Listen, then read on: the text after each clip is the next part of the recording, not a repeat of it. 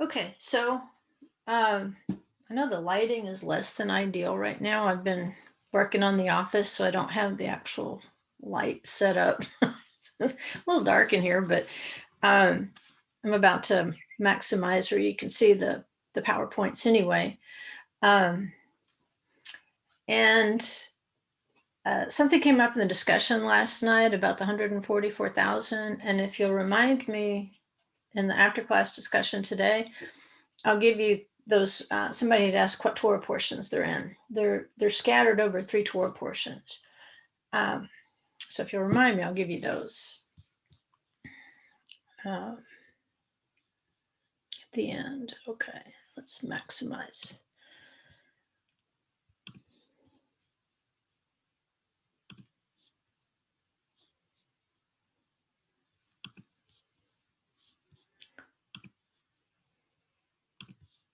Okay, we're continuing with the Song of Songs, and I think what you're going to find out again is that a lot of these themes are overlapping.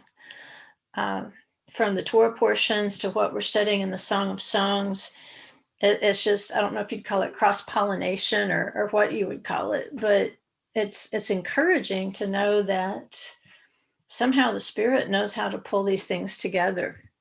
And so let's dive right in here. It says, this is the verse we're doing. We're doing chapter 1, verses 9 and 10.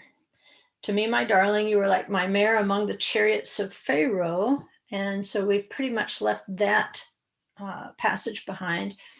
And we want to, if we can, finish up this reference here. I think we're finished. Let me check. Um, maybe we'll finish, maybe we won't. I don't know. There's still a few pages that I'd like to cover as it relates to this. Well,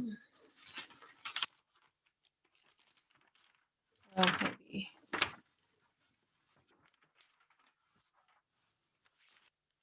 Okay, so we won't finish this week, but that's okay. The more we unpack it, I think the more appreciation we have that we're not just reading a love song, that we're reading a resurrection song. And that's what we want to know. How do we live a resurrected life now? How do we prepare for that transformation? And so one of the ways we prepare is through this second part of the passage that says, your cheeks are lovely with ornaments, your neck with strings of beads. And so we've been looking at the cheeks. We're going to look at the beads today. So as a review, the cheeks are compared to Moses and Aaron's cheeks. Last week we looked at how when Moses saw the oil running down the beard of Aaron, it was just as if he experienced it himself. And they point out that cheeks were created for the purpose of speech, that how you feel about what you're saying is typically reflected in your cheeks. And so when you're teaching the Torah, it's a way of ornamentation that you're adorning your cheeks with the joy that you feel in speaking about the Torah. So Moses and Aaron are seen as like the cheeks of Israel, the teachers of Israel. And they said, your joy is reflected in your cheeks. And this is why we compare it to Moses and Aaron, because they were so unselfish with one another, so unenvious of one another, so much brothers dwelling in unity that even their facial expressions that they displayed toward one another, that's our pattern for understanding how to be a good neighbor, how to rejoice in our fellow believers' successes, gifts, whatever it may be. And then it again led back to the 2 tablets, that your 2 cheeks should come alive with what's etched on the 2 tablets, that they become an ornamentation to you. So just as there are 2 tablets, and just as they instruct us how to develop our relationship with the Holy One, and also how to develop our relationships with people so that we cover both bases on the Rhea relationship, that we're a good neighbor to our Creator, and we're also a good neighbor to our fellow created beings. And we find out how to do that with the twin tablets. And last week we saw with the counting, with the census, with the half shekel census, that Israel could not be counted one by one. They had to be counted, in a sense, 2 by 2, because no one person could make up a whole shekel. You always needed one other person to make the whole. And that's our relationship. Once we get that about our relationship with one another, that no one of us is whole without the other, just as the 10 words are showing us how to connect to our obligations, both horizontally and vertically, then we understand that really no man is an island unto himself. No one is up on a mountain doing the Torah perfectly. In fact, being all by yourself on a mountain doing the Torah perfectly would be imperfect. That's the way it that's the way the Torah bounces, I guess.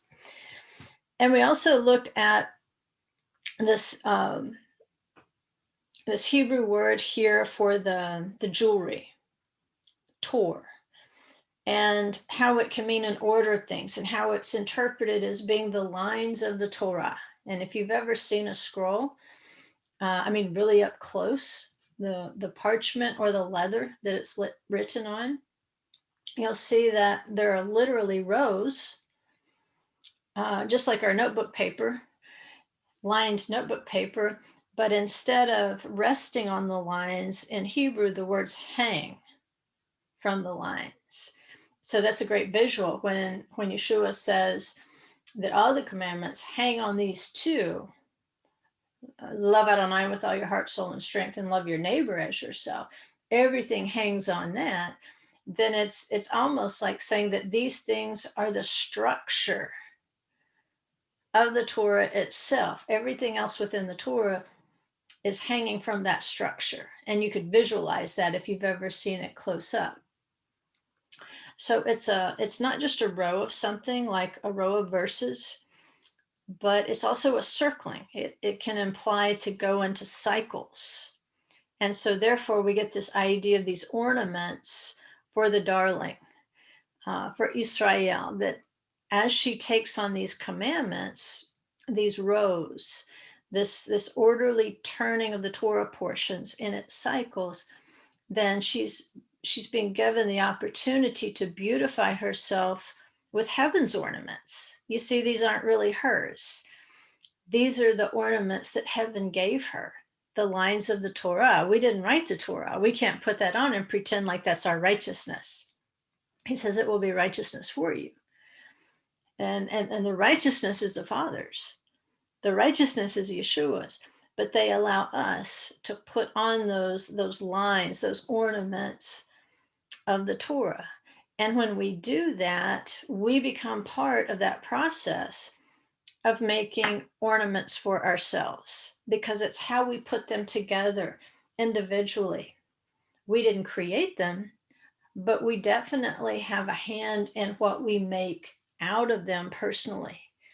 And so we can make for ourselves, or I don't know if make is the right word, maybe string for ourselves, beads and pearls and the precious stones. And we looked at the structure of New Jerusalem last week in Revelation, and how the structure of it is these ornaments, these precious stones and these pearls and so forth.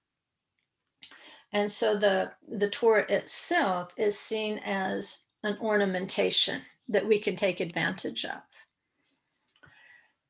So let's advance from there. Let's go back to Mount Sinai, to the giving of the Torah.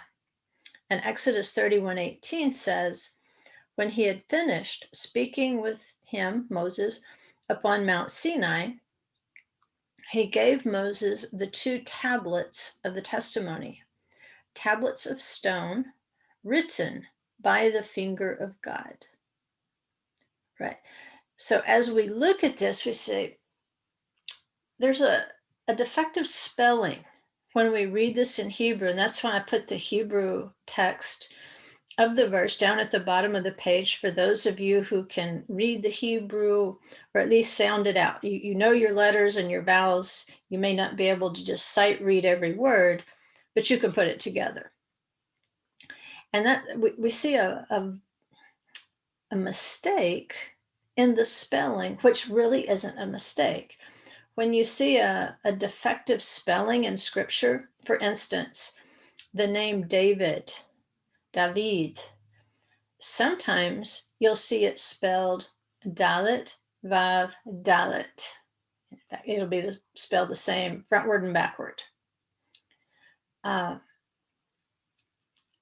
Sometimes you'll see it Dalet, Vav, Yod, Dalet. A yod will be added in there. When you don't put the yod in there, David, it can be vowelized differently. You would have to know that's David. You would have to read the context and know that that's David. If not, then you might be tempted to pronounce it differently, especially without the yod in there. And you might pronounce it Dod. And Dod means beloved or uncle. It can mean uncle too. Like your cousin, your male cousin would be your ben Dod, the son of your uncle. So David can also mean beloved or an uncle. And in the Middle East, even to this day, if you want to show respect to a male, it might be somebody in your family. It may not be somebody in your family, but a title of respect and affection for an older male is again uncle, and that's in many languages. It's in many cultures. When you call a man uncle, it's a term of endearment, and that's, you can see the relationship there in Hebrew.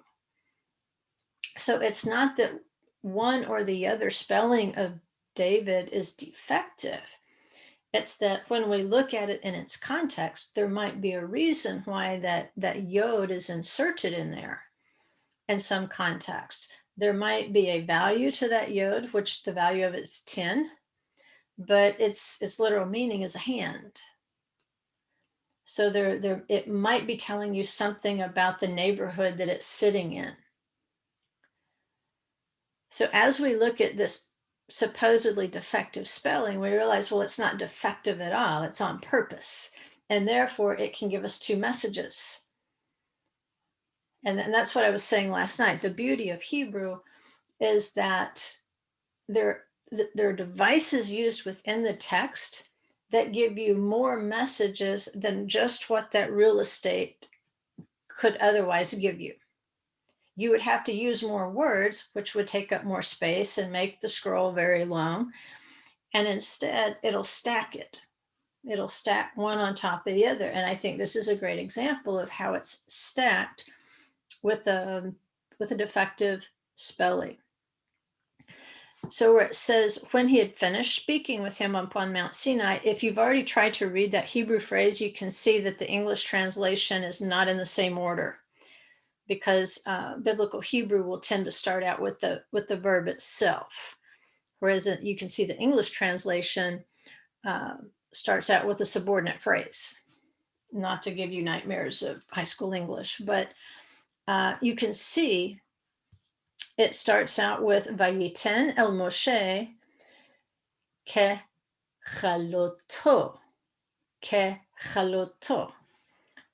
And so when we read, when he had finished, we notice there that that's the defective spelling, that there should be a vav between the lamed and kechaloto and the tav. And so without the vav in there, that should more properly be in there, by removing the vav, it sends a second message. It sends a message on top of a message.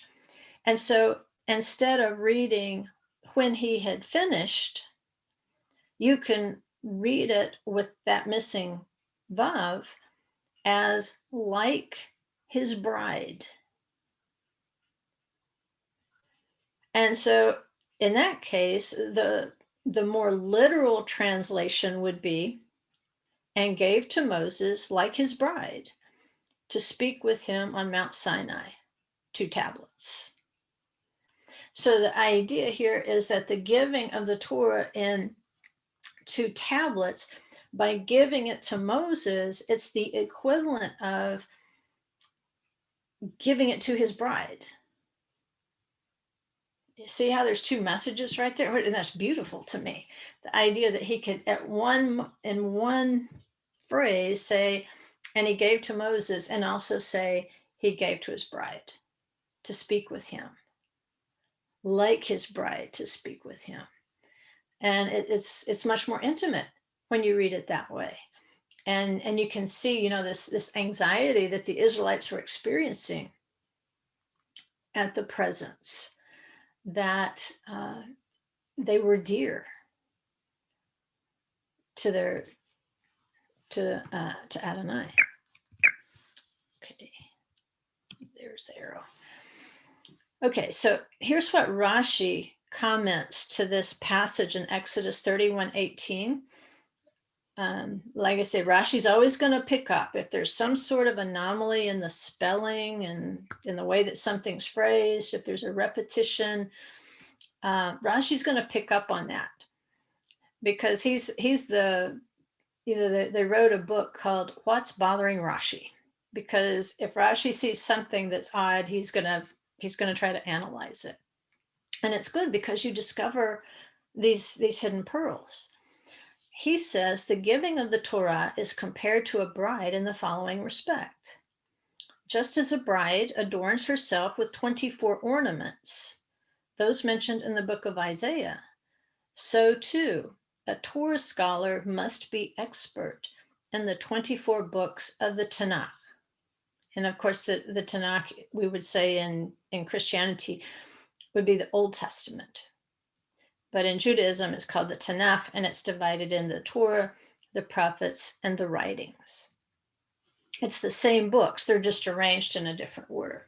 And sometimes the verses are off just a little bit. They're not bad, but typically if you know where to find something in either Hebrew or English, you can find it. So this week's parsha, when we're reading in Vayekel and Pekudei, it explains to us about the bronze laver. Exodus 38:8 says, moreover, he made the laver of bronze with its base of bronze from the mirrors of the serving women who served at the doorway of the tent of meeting. Now, right there, that's one of those situations where, like, okay, that you're just teasing me now. Tell me what these women were doing who were serving at the doorway of the tent of meeting. It's just like so brief, and then it goes on. But the bronze laver, where the priests would wash their hands and their feet as they enter into the service, as they're beginning to serve, it tells us about this. It's called a kior, a kior. And kior has, it's functioning itself, giving you a double message. Because kior doesn't just mean a vessel to hold water. Kior is a contronym, because it can also mean a brazier. And if you've ever seen old movies of Rome or something, you've seen braziers functioning. There's little heaters. They'll have this brass kind of shallow bowl, and then they'll have hot coals in it to give off heat. And so that's a brazier. It's a vessel for fire, and typically you would put coals in it. And then it has a root, which is kur. And a kur is not the brand name of a beer. It's a furnace, a forge, a smelting furnace, or pot. Makes you wonder how Coors came up. I guess it's a family name. At any rate, that's what it means. It's a furnace. It's a pot to hold fire. It's a forge. It's something that can tolerate very high heat. So we've got something here that makes us think twice. If we know what kior implies, that it's never been only a vessel for holding water, it's also been a vessel that was considered to be able to hold fire. So as these priests are washing in water for their service, in a sense, they're also washing in fire. And that makes us think about the rivers of Eden, because in the rivers of Eden, we have these 4 rivers of Eden. The definition of a river in Hebrew is something burning and shining. So in the same way that the rivers are, we know a river is water, in the same way, it's also something that's burning. It's something that's on fire. So water surrounds Eden, and the water is fire. It's a contronym. It has 2 different meanings. The same word can have 2 different meanings. So kior is a word that has 2 different meanings. A vessel for water, in our case, and a vessel for fire. I remember in last night's lesson, if you've had a chance to listen to it, we looked at the 1 commandment that was in the Torah portion, which was, you shall not kindle a fire on Shabbat. And this is why all judgments were suspended on the Shabbat. There was to be no execution of judgments, especially capital punishments, on Shabbat. They had to be done the other 6 days of the week, because ultimately, no matter what the mode of death was, stoning, sword, hanging, or burning by fire, it was all burning by fire. Because when you see that fire, you're crossing, like Adam and Eve, you're crossing out of the Garden of Eden, and you're entering into a realm of death and mortality. And the tradition we looked at last night was that that's when it's understood that man was given fire, that Adam and Eve were allowed to remain in the garden for the duration of that Shabbat. And then at Motzei Shabbat, when the Shabbat was going out, they were forced out of the garden. And in order, they were terrified of the darkness. They were terrified of walking into this natural realm of mortality. And it said that Elohim gave them fire at that point so that they wouldn't be so terrified. And so the fire has come to represent capital punishment and death, eternal death, mortality, a separation from Adonai, in other words. And if you know the midrash about these bronze mirrors, I think it enriches what we just read about how the serving women, and remember, these are women who are going to serve at the doorway of the Mishkan. They're doing a holy service. We're not told exactly what they did, but we know it must have been holy if Moses has them stationed at the doorway to the tent of meeting. So these are likely very holy women. It seems like we see the pattern with Hannah and the second temple, that like she remained in the temple night and day with fastings and prayers. And so possibly when a woman was widowed, and it was not exactly like going into a nunnery, but she just decided to dedicate her life. If her children were grown and didn't need her, she would just dedicate her life to the service of the temple. In this case, there were women who were dedicated to serving at the doorway of the tent of meeting. And these women contributed their bronze mirrors for the formation of the bronze laver. And there's a history behind these mirrors that they brought. Of course, they're seen as being very holy, pious, spiritually elevated women. the ones who contributed their mirrors. And the story goes that in Egypt, uh, the men were so discouraged, they were so weary from the forced labor that it made it very difficult for marital relations to be sustained. The men were just exhausted, discouraged, and it was said that the Israelite women realized what was happening, that this was going to be just another way that Pharaoh could suppress the perpetuation of Israel.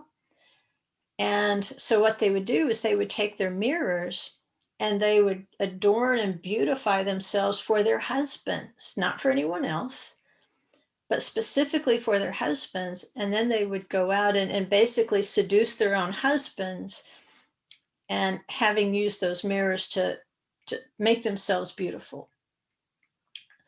And they said, as a result, this was one of the explanations of why there was such a baby boom. That the more the people were oppressed, the more babies they made. And they say this was part of the equation, is that the women would adorn themselves for their husbands. And even though mirrors as a contronym on the other side are often used for vanity, pride, seduction, getting yourself ready to go be a harlot or whatever, or getting yourself gussied up so you can go out and get men to look at you and to admire you. Instead, these women were using their mirrors for a righteous cause. Just like Esther, she was using her powers of seduction for a righteous cause. And so making themselves desirable to their husbands was seen as just like an act of righteousness. So if we know that little history about the mirrors that made up the kior, then the fire water starts to make a little bit more sense. And let me show you this. Proverbs 6:20 through 29. Remember, the kior is made from the mirrors. A mirror can be used for vanity and preparing yourself to seduce, to be an adulteress, or the mirror could be used to adorn yourself for your husband in order to enrich your marital relationship, to feed the fidelity of your relationship, your holy relationship, your holy matrimony. So the water and the fire, when the priests wash their hands, you have to decide, is this going to be water or is this going to be fire? So here's what Proverbs says. And don't forget too, we just looked at the ornaments. Like when you adorn yourself, what ornaments would you put on for your husband? Okay, in the spiritual realm, what ornaments do you want to put on for the Holy One? You're putting on his commandments. He is giving you jewels, and then he gives you the opportunity to string those pearls, to make something beautiful, to adorn yourself with his commandments, to prepare yourself to go into his presence. So he says, my son, observe the commandment of your father, and do not forsake the teaching, the Torah of your mother. Bind them continually on your heart. Tie them around your neck. He's saying, make them into ornaments. This is exactly what was said of Moses and Aaron. They were examples of how to ornament your cheeks, your neck, your feet, and so forth with the ornaments of the word. He says, when you walk about, they will guide you. When you sleep, they will watch over you. When you awake, they will talk to you. For the commandment is a lamp, and the teaching is a light. So now we know, when we were reading last night about how the holy city is so radiant, and it's so radiant, it radiates all the way around the world, like the cloud of glory did in the Mishkan. It radiated around the world. Now we see why. When we're in a state of obedience to the commandment and the Torah, it becomes a lamp and a light, not just in the sight of all Israel, but the light can extend all the way around the world. It says, and reproofs for discipline are the way of life, to keep you from the evil woman. Okay, now the contrast. We've looked at the ornaments of the righteous women, those who kept the commandments, those who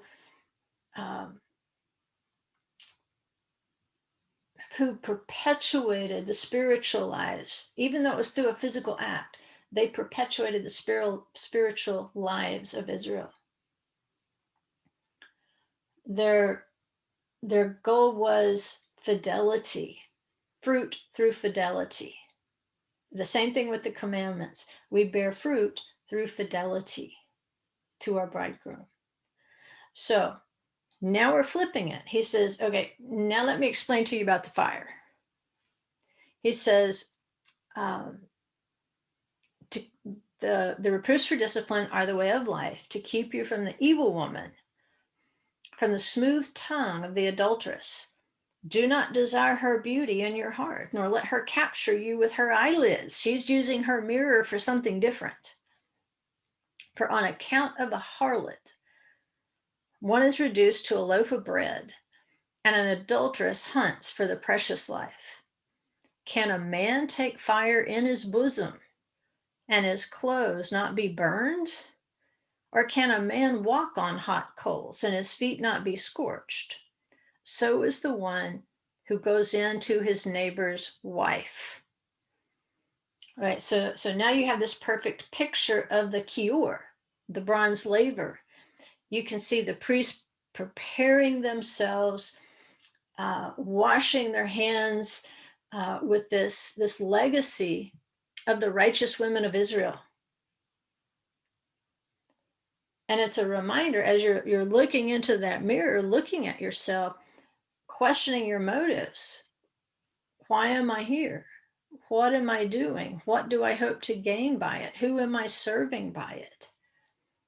Am I about to enter into service like a harlot? Or am I about to enter into a service with the motivation of righteousness and preserving the family of Israel? So it's going to be water or it's going to be fire.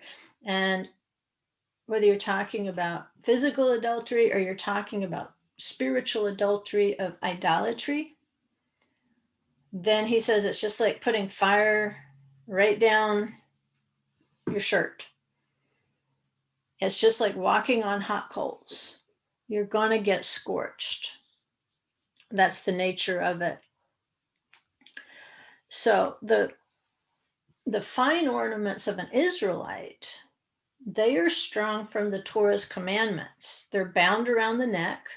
They're bound around the ankles. They're bound around your forehead.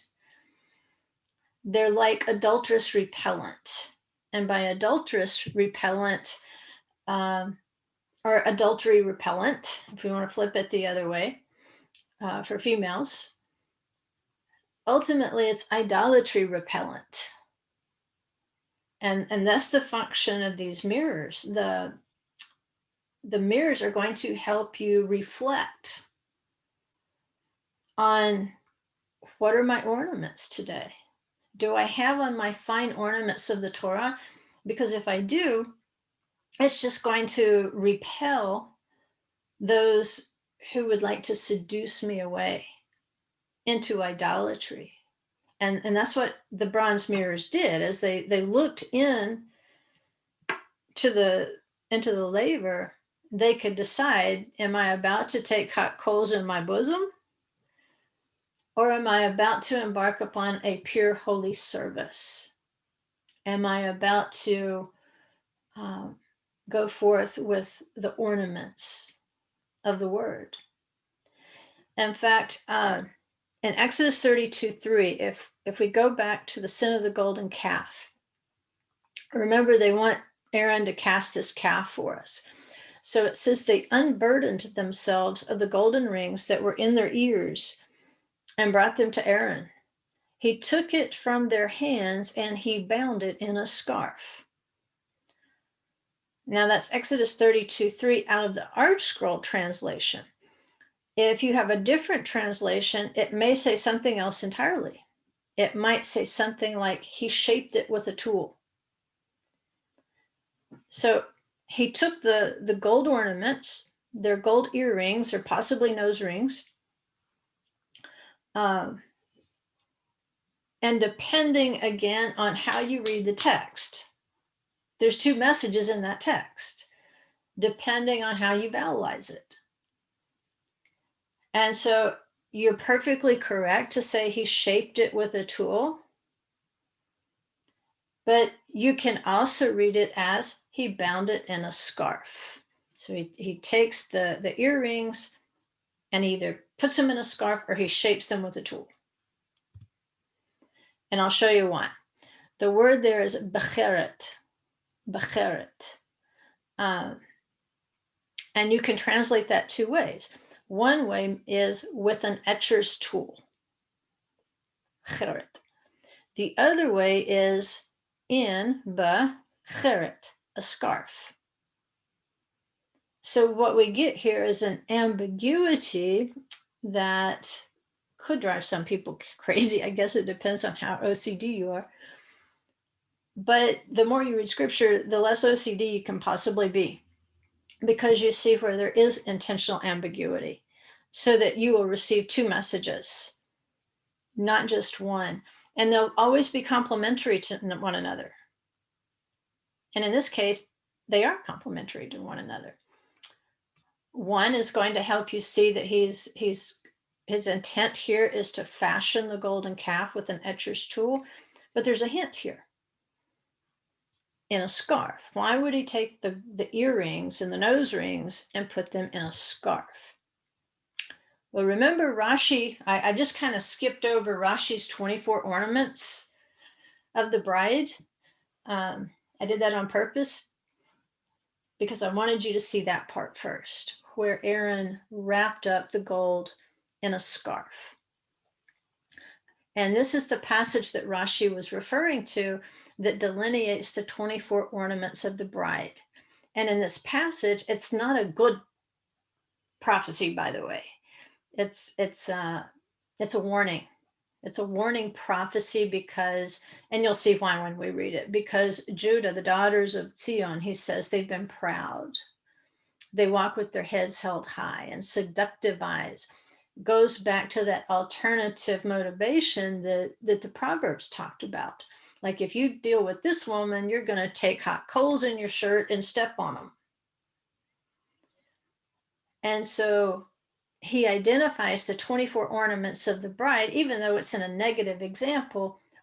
We'll get a list out of this. We'll just pull the list out in the next slide. He says, moreover, the Lord said, because the daughters of Zion are proud and walk with heads held high and seductive eyes and go along with mincing steps and tinkle the bangles on their feet. Remember the walking on the coals? You're going to keep seeing reference not just to the head ornaments, but also to the ankle and the foot ornaments. He says they go along with mincing steps, tinkle the bangles on their feet, and remember, that's one of the things the high priest had to do. He had to tinkle and make, not that kind of tinkle, but the bells had to make noise so that you could hear him coming. They tinkle the bangles on their feet. Therefore, the Lord will afflict the scalp of the daughters of Zion with scabs, and the Lord will make their foreheads bare. Remember, the high priest also had to wear a tzitz on his forehead.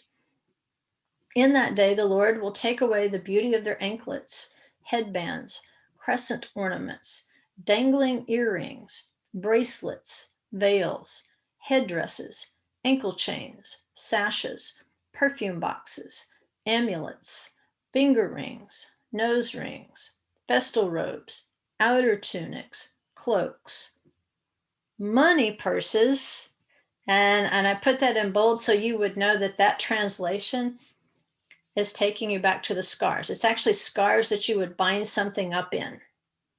So that's going to be the same word right there where it says money purses. It's going to be just like the scarf that Aaron would have taken to bind up the gold, the earrings. Hand mirrors. All right, here's the kior again. It's made from mirrors. And so these hand mirrors are what it was made of. Undergarments.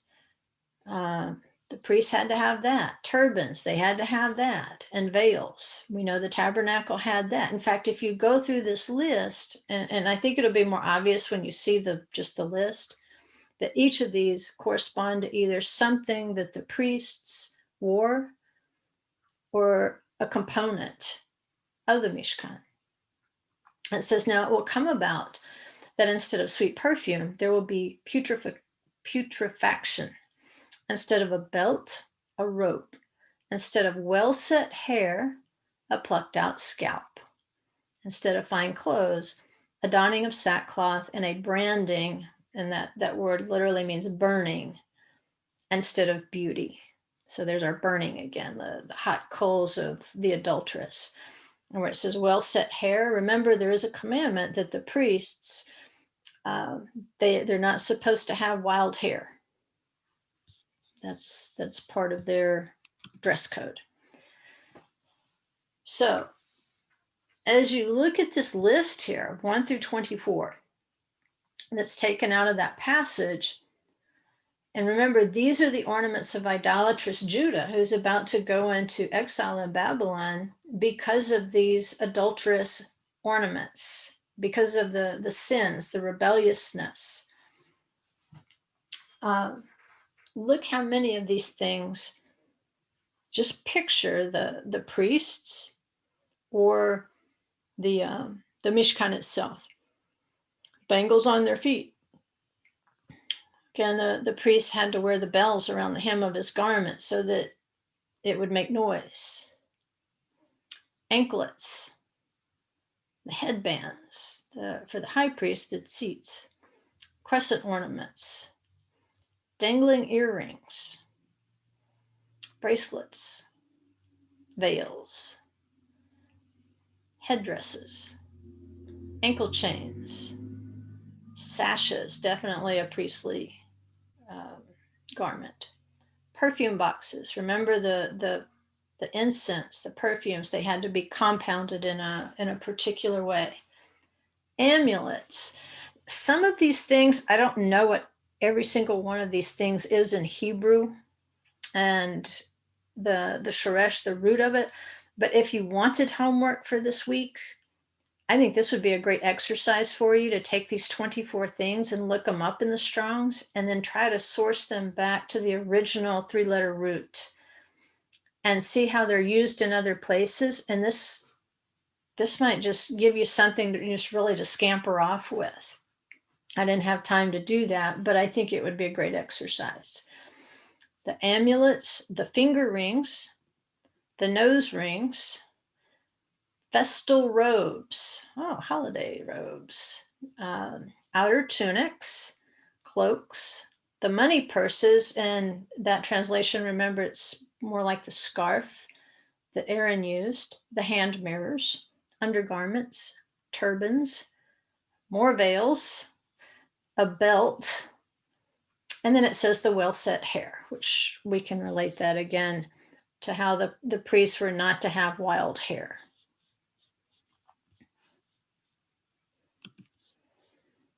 And here's where I wanted to show you the link between the scarf that Aaron bound up the gold rings in and how this is identified as one of the ornaments of the bride in Isaiah.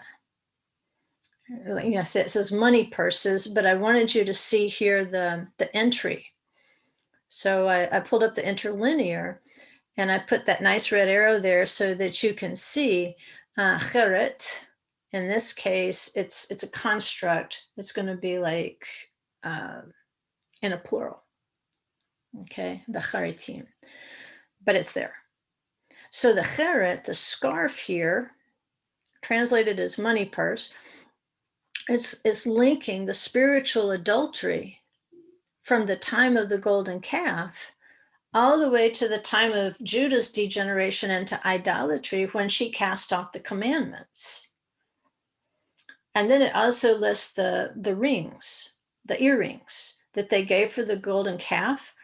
That's nizmeh, Nisme. And Nisme is translated, if you glance back up there in the list in verse 21, it's translated here in Isaiah as nose rings.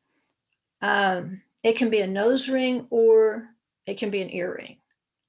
And these are the exact types of rings that they unburdened themselves of and gave to Aaron for the sake of the golden calf. So they were unburdening themselves of the ornaments of the Torah. They were unburdening themselves of the commandments and handing them over to Aaron and asking him to make something adulterous out of it. And Deuteronomy 4:11, which is skipping forward a little bit, but it adds some information that I think is interesting because of the kior, the nature of it, that could be to hold water or to hold fire. It says the Israelites unburdened themselves. They took off the commandments by taking off their ornaments. And what they did is they exchanged it for the hot coals of the calf. They took the hot coals of the calf into their bosom. Just like it says in Proverbs, they walked on coals. And so what they did was they forfeited the Torah, which was described in Deuteronomy 4:11. At the giving of the Torah, it says the mountain was burning with fire all the way up to the heart of heaven. There was a holy fire. It was on fire. It was the good fire. And instead, they took the natural fires, the earthly fires, the fires of mortality, the fire that was given to Adam and Eve to light their way into the darkness, because now they were dead. Now they were dying. They exchanged the fire that was burning all the way up to the heart of heaven in exchange for an earthly fire which will die. And so they took this holy function of the kior, when we're looking at that as a reflection of ourselves, where it could arise from a place where we want to be faithful to our husband, to beautify ourselves with the ornaments of the commandments for our husband. And they take those things, they take his 10 commandments,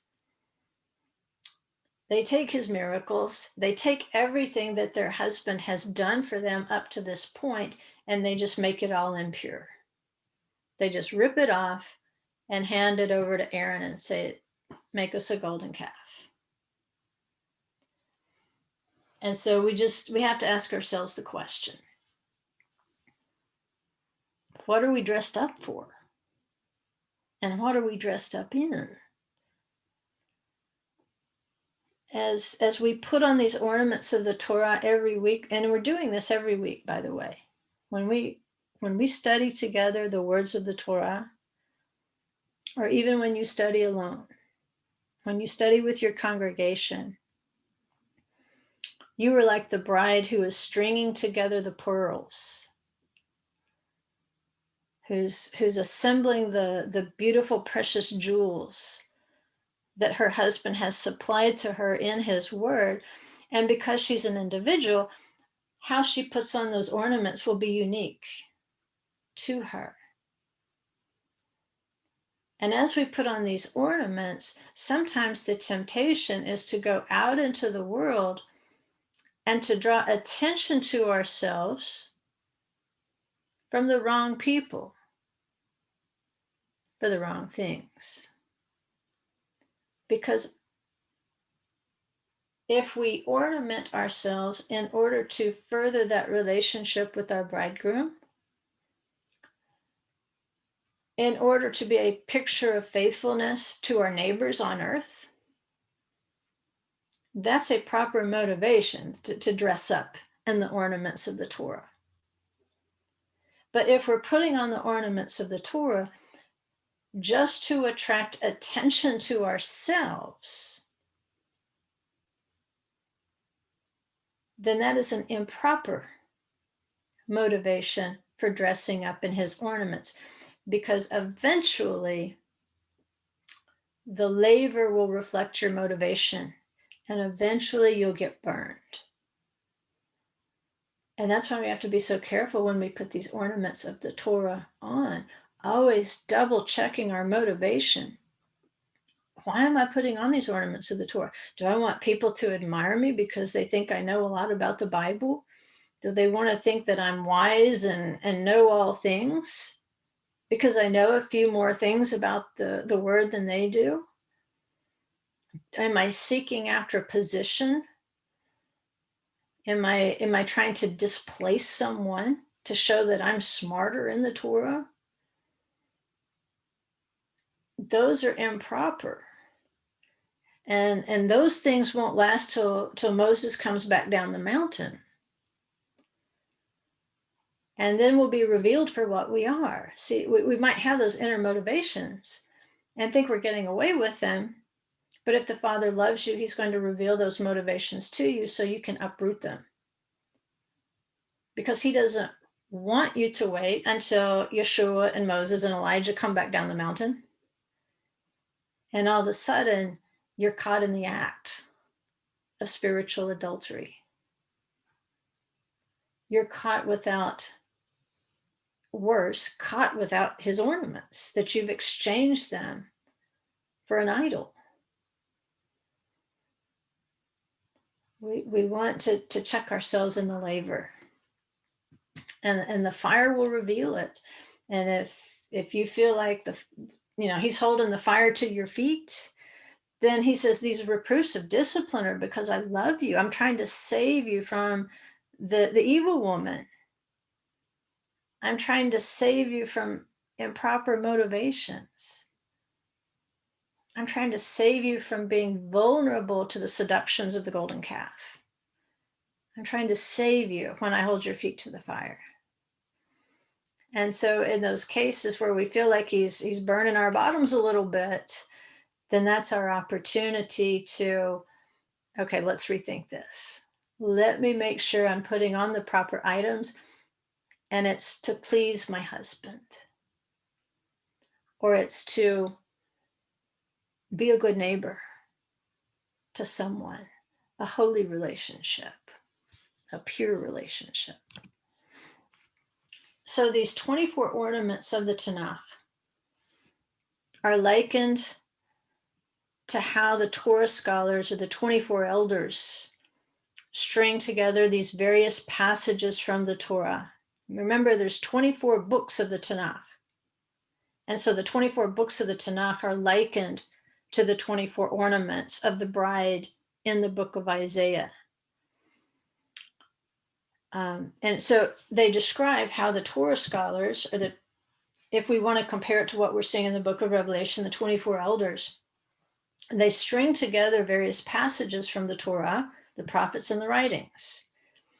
And in the quote that I pulled, it says, while a fire was blazing all around them, and the words of the Torah were as joyous as they had been when they were presented from Mount Sinai. For regarding the actual presentation of the words of the Torah from Mount Sinai, were they not presented amid fire?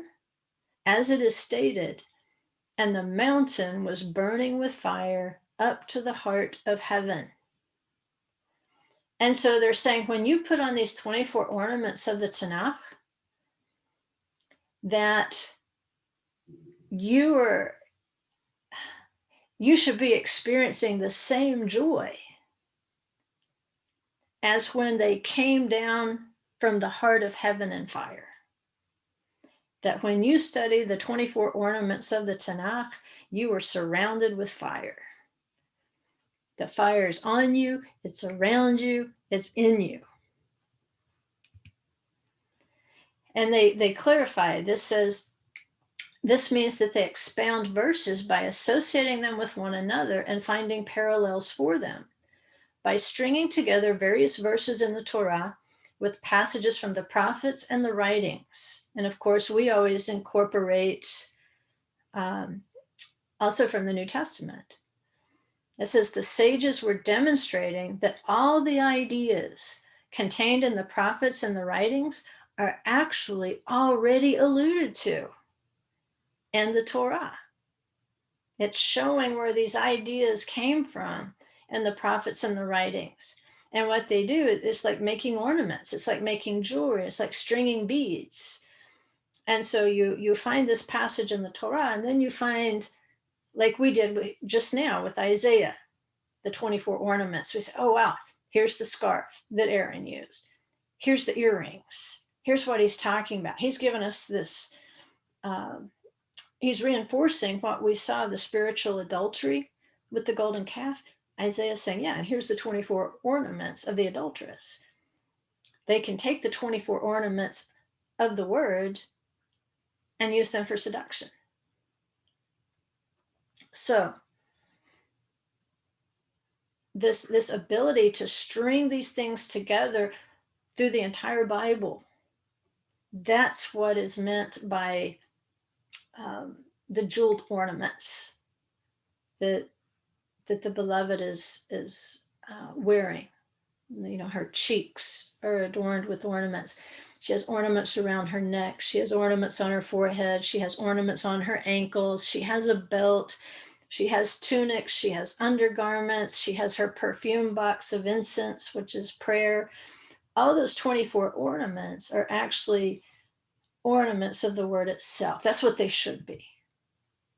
And here's an example of how Peter did it. In Acts 2, verses 1 through 4, it says, when the day of Pentecost, or Shavuot, had come, they were all together in one place. And suddenly there came from heaven a noise like a violent rushing wind, and it filled the whole house where they were sitting. And there appeared to them tongues as of fire distributing themselves, and they rested on each one of them. And they were all filled with the Holy Spirit, and they began to speak with other tongues as the Spirit was giving them utterance. So we see what happens here. There's a recreation of Mount Sinai when the ornaments came down from the heart of heaven ablaze.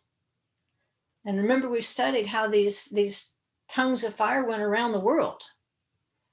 And then they came back to the Israelites. This is exactly what's being described here. The tongues of fire at Shavuot, at the giving of the Torah. And if you continue reading in Acts, once this happens, everybody looks to Peter to explain what's happening.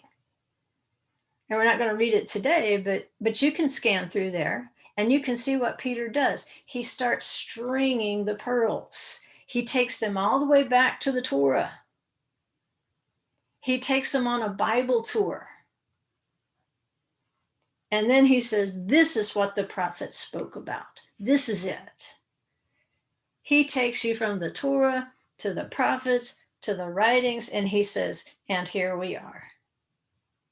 And that's what it means when it says your neck with charuzim, your neck with strings of jewels. It's the ability to string together from the entire Bible the passages that bear witness to one another, to where they would make one necklace, that they all fit together.